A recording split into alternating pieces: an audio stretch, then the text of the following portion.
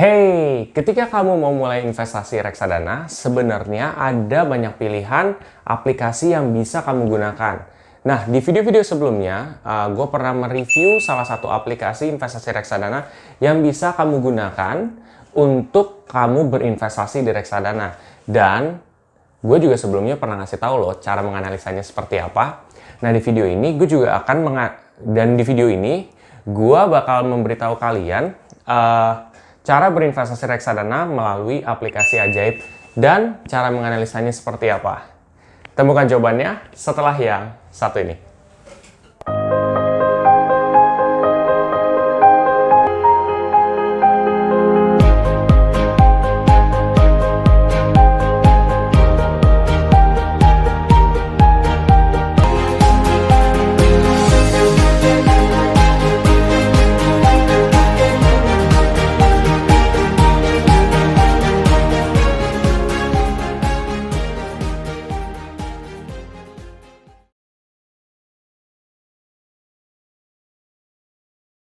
Nah, ngomongin soal aplikasi ajaib, buat teman-teman semua yang belum mengetahui tentang aplikasi investasi ajaib itu apa, kamu bisa tonton video Bibit versus Ajaib gue.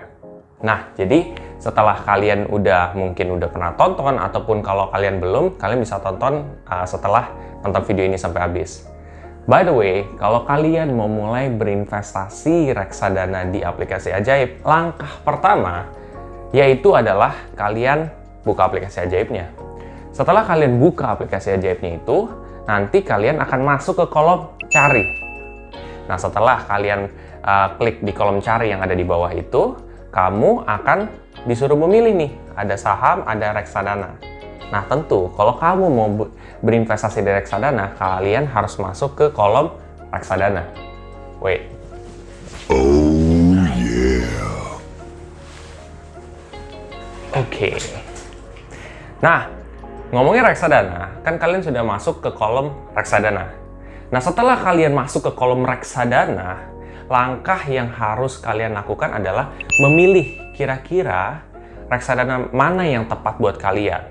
Nah, di situ tuh ada beberapa kolom lagi tuh. Ada reksadana syariah, ada reksadana populer, ada reksadana obligasi, pasar uang, dan lain sebagainya ya. Jadi di situ ada banyak pilihan.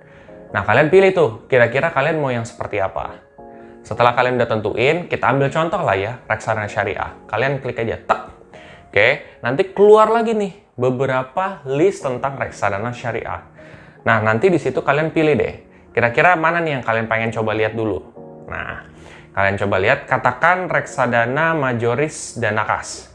Ya, kalian klik aja di situ. Setelah kalian klik, nanti akan muncul nanti akan muncul semacam kurva dan juga investasi kamu kalau nggak salah. Nah, itu nanti kurva itu adalah historical progress lah gue nyebutnya, atau kinerja masa lalu. Jadi kinerja masa lalunya itu seperti apa? 1 bulan, 3 bulan, 6 bulan, 1 tahun, 3 tahun. Jadi itu adalah kinerja masa lalunya. Cuman ya, mungkin yang gue pengen kalian lakukan dulu adalah untuk meneliti bukan dari situnya, tapi dari kolom keterangan dulu. Kalian masuk kolom keterangan, nanti kalian akan lihat di situ ada beberapa keterangan tuh ya, tentunya ya. Pertama, yang harus kalian lihat itu adalah siapa manajer investasinya. Nah, siapa manajer investasinya ini crucial banget dalam berinvestasi reksadana. Tahu kenapa? Karena kalau manajer investasinya punya reputasi yang baik, tentu kalian akan lebih nyaman dan tenang ketika berinvestasi. Makanya cara mengetahui reputasi manajer investasi yang bagus, kamu itu kalau pribadi gue sih ya, ini yang gue lakuin ya, itu adalah search dulu di Google. Kira-kira manajer investasi ini bagus atau tidak? Let's say ini majoris ya. Majoris ini kira-kira bagus apa tidak? Gitu, kalian cari datanya. Lihat di Google. Oh, kalau ini rata-rata bagus dan tidak ada kasus, ya oke. Berarti secara reputasi juga oke. Atau kamu bisa lihat untuk reputasi itu di rata-rata reksadana yang dikelola oleh PT ini atau PT majoris inilah. Katakan ini kan kita ngomongin majoris ya. Kalau misalkan rata-rata reksadana yang dikelolanya itu secara kinerja masa lalu bagus dan ya masuk akal, ya udah berarti kamu bisa pilih nih reksadana ini gitu. Tapi itu cuma salah satu aspek ya, dan tapi salah satu aspek ini aspek yang terpenting sih menurut pendapat gue sendiri. Itu yang pertama. Lalu yang kedua yaitu dana kelolaan. Jadi dana kelolaan ini sangat penting banget juga selain daripada reputasi. Nah, jadi dana kelolaan dalam sebuah reksadana itu kayak istilahnya apa ya? Tingkat kepercayaan investor juga. Jadi kalau misalkan dana kelolaan dan reksadana ini tinggi, maka banyak investor yang percaya untuk menaruh uang mereka di situ. Artinya kan berarti kualitasnya bagus. Tuh. Nah, untuk dana kelolaan sendiri, kalau gue pribadi akan memilih yang di atas dari 100 miliar. Jadi, itu pendapat gue sendiri ya. Jadi gimana nih dana kelolaannya? Apakah sudah di atas 100 miliar ataupun belum? Nah, itu akan menjadi pertanyaan besar juga. Kalau misalkan udah, ya udah, good. Sekarang dana kelolaan kalian udah lihat nih, oh udah di atas 100 misalkan. Oke, udah oke. Lalu aspek yang ketiga, kalau di sini ya yang bisa gue lihat adalah kayak tanggal peluncuran atau tanggal mulai reksadana ini. Nah, tanggal peluncuran ini menurut gue penting sih. Kenapa penting? Karena gini loh, misalkan kalian mau mulai berinvestasi nih, AUM-nya bisa jadi dia lebih kecil nih daripada 100 miliar. Kalau gue pribadi nih, ini cara gue nilai ya, dia di bawah dari 100 miliar. Tapi kira-kira tanggal peluncurannya itu kapan? Kalau misalkan tanggal peluncurannya itu baru, ya wajar gitu. Ya kayak misalnya setahun, 2 tahun, ya dia mau mencapai 100 miliar dalam setahun 2 tahun itu sulit juga gitu kan.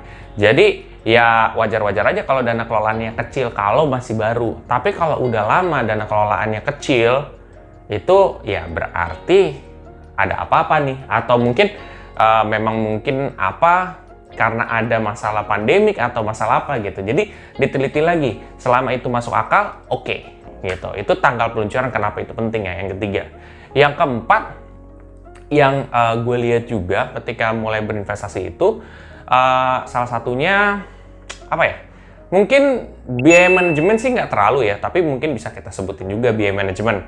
Jadi biaya manajemen itu sepengetahuan gue itu kayak semacam biaya yang kita keluarkan ke si manajer investasi atas dia mengelola reksadana kita, basically gitu.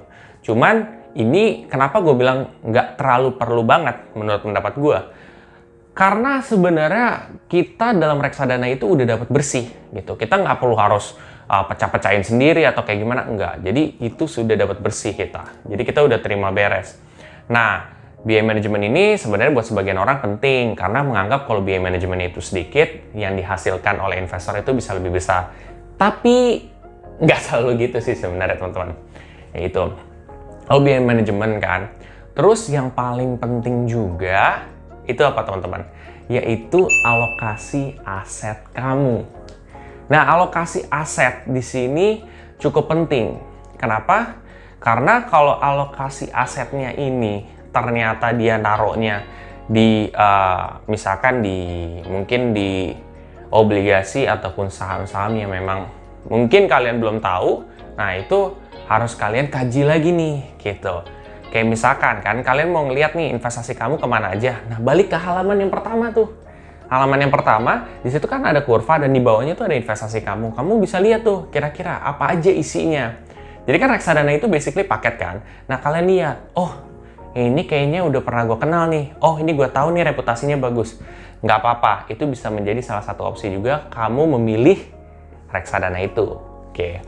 Dan yang terakhir itu adalah kinerja masa lalu. Nah kinerja masa lalu penting nggak sih? Penting juga teman-teman. Karena kinerja masa lalu itu walaupun tidak bisa menentukan masa depan, itu bisa melihat nih, oh kira-kira dalam 1 tahun, 3 tahun terakhir reksadana ini dia untung ya, tapi memang ada gejolak gitu. Itu bisa menjadikan tolak ukur kalian juga. Jadi kayak belajar dari masa lalu gitu kan. Jadi oh kalau masa lalunya kayak begini kemungkinan dia akan naik lagi sih kayak gini. Jadi kita belajar dari pattern masa lalu karena masa depan kita nggak ada yang tahu. Nah gitu sih. Itu merupakan beberapa aspek yang gue sering lihat ketika gue mau mulai berinvestasi reksadana. Nah buat teman-teman yang masih pemula, yang baru mau mulai, mudah-mudahan apa yang gue sampaikan hari ini bisa bener-bener kalian pelajari ketika kalian mau mulai berinvestasi, supaya kalian bisa berinvestasi dengan cara yang benar. Nah, ketika kalian bisa berinvestasi dengan cara yang benar, hasil yang kamu bisa dapatkan itu bisa lebih gede gitu. Kemungkinannya bisa lebih besar gitu. Karena dengan adanya knowledge ya tentu kita akan bisa mengambil judgement yang lebih baik gitu. Nah, buat kalian yang masih pemula dan belum mulai berinvestasi, kalian bisa pakai kode referral gue yang ada di bawah. Jadi, dengan pakai kode referral gue yang ada di bawah ini, kalian bisa dapat cashback reksadana sebesar 10.000. Lumayan kan, ketika kalian mau mulai investasi, kalian udah dapat uangnya, ya udah, kalian bisa nambahin tuh dari investasi kalian berapa, ditambahin deh dari cashback reksadana 10.000. Not bad kan, gitu. Oke, makanya kalian bisa pakai kode referral gue. Tidak harus sih, tapi terserah kalian. Ini opsi juga buat tambahan kalian. Oke semuanya, kalau kalian merasa video ini sangat bermanfaat banget buat kalian, kalian bisa share aja ke teman-teman kalian yang lain. Dan jangan lupa untuk subscribe, like, dan komen di video gue. Sampai jumpa di video gue selanjutnya. Terima kasih.